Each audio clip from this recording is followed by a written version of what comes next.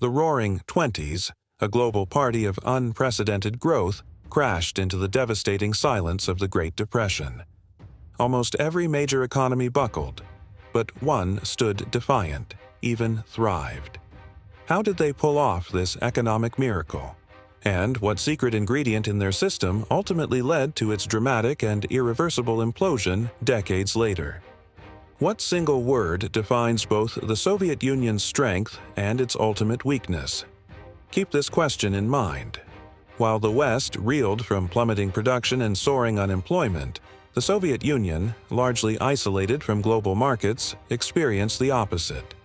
Their industrial output exploded by a staggering 50% between 1929 and 1934, all while maintaining virtually zero unemployment. This remarkable feat led some Western economists to even question the superiority of capitalism. In a mere 4 decades, this once backward, impoverished monarchy transformed into a superpower, the first to conquer space and a military behemoth. Its economic model was the envy of some, a stark contrast to the struggles in the capitalist world. Yet, this seemingly invincible economic force eventually crumbled, leaving behind a legacy etched in history. Why? How did this once-admired system fall into such disrepair? To understand the Soviet economic saga, we must journey back to its very roots in Russia. Following the fall of Rome, feudalism reigned in Europe. Kings owned all the land, distributing it to lords who, in turn, exploited the vast peasant population through heavy taxes and unpaid labor, serfdom. This extractive system, designed to funnel wealth to the elite, was reinforced by an equally extractive political structure. Then, in 1346, the Black Death arrived, devastating Europe's population. The massive labor shortage that followed dramatically shifted the power dynamic. Suddenly, peasant labor became valuable. Desperate lords offered better conditions to lure workers, leading to a significant erosion of serfdom and the emergence of a less extractive, more inclusive labor market in Western Europe. Inclusive economic systems thrive on market equilibrium, where wages reflect a worker's value. This contrasts sharply with extractive systems, which depend on the desires of the upper class. The small gains in wealth and power in Western Europe after the plague laid the groundwork for future change.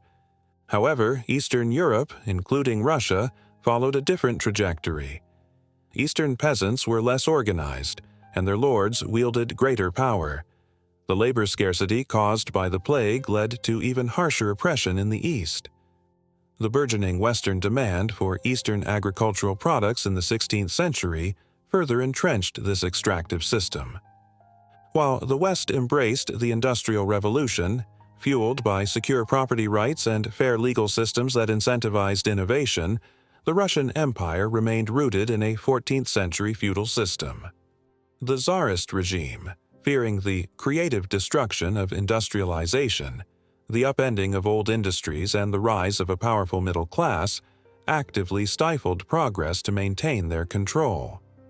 By the mid-19th century, Russia, despite its vast territory, was an economically backward state with limited freedoms for its people. The abolition of serfdom in 1861 did little to improve the quality of life and lagged far behind the West in terms of industrial and military development. Centuries of oppression under a tyrannical monarchy fueled unrest. Military defeats, like the Crimean War and the embarrassing loss to Japan, exposed Russia's weakness. The incompetence of Tsar Nicholas II and the devastating impact of World War I pushed the empire to the brink. Amidst protests and mutinies, Vladimir Lenin and his radical Bolshevik party seized control after a bloody civil war, establishing the Soviet Union.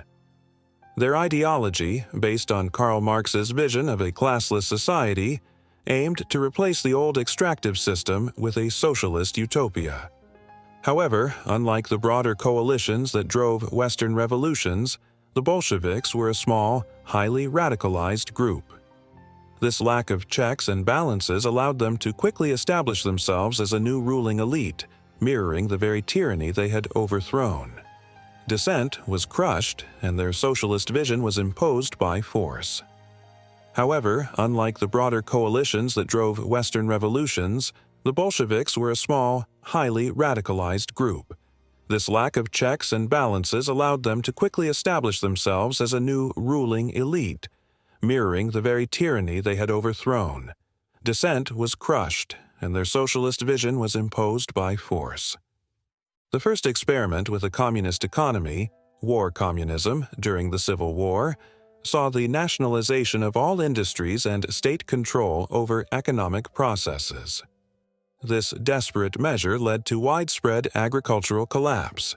The subsequent New Economic Policy, NEP, introduced some private enterprise to stabilize food supply, leading to a partial recovery. Following Lenin's death, Stalin rose to power and in 1928 launched the first of his ambitious five-year plans.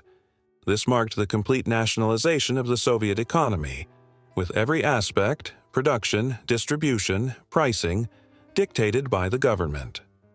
Stalin's priority was rapid industrialization, particularly heavy industry and military manufacturing, driven by a deep fear of being militarily and economically outpaced by the West.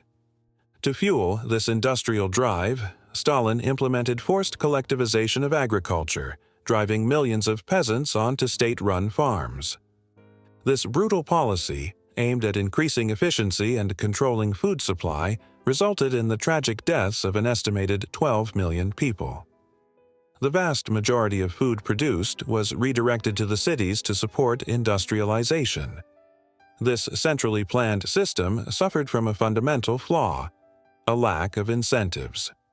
In capitalist societies, individual effort and innovation are often rewarded with better pay and opportunities. In the Soviet Union, wages were fixed, and there was little connection between output and reward. Coupled with fixed low prices and a persistent prioritization of heavy industry over consumer goods, this led to chronic shortages and a lack of motivation to increase productivity. Despite these issues, the Soviet economy experienced rapid growth during the interwar period by simply shifting vast numbers of peasants from inefficient agriculture to more productive industrial sectors. However, this growth was characterized by poor quality and inefficiency. Enterprise managers, focused solely on meeting planned output targets, had no incentive to be cost-effective and hoarded resources. The planning system's attempts to increase productivity by demanding more output with the same input were often gamed by managers who would either barely meet targets or drastically underproduce, depending on their concerns about future quotas and pay. Overstaffing was rampant due to guaranteed jobs and unreliable supply chains. Another critical failure was the lack of complete and accurate information necessary for efficient central planning of a complex industrialized economy. Without market signals, unproductive and wasteful industries persisted. The lack of incentives also meant that the adoption of new, more productive technologies was slow and often resisted by managers who feared disrupting their targets. Perhaps the most significant long-term weakness was the stifling of organic innovation. The capitalist system, with its strong protection of intellectual property, fostered a powerful drive for new inventions and processes. In the Soviet Union, fixed wages, limited consumer choice, and a climate of fear offered little incentive for individuals to innovate.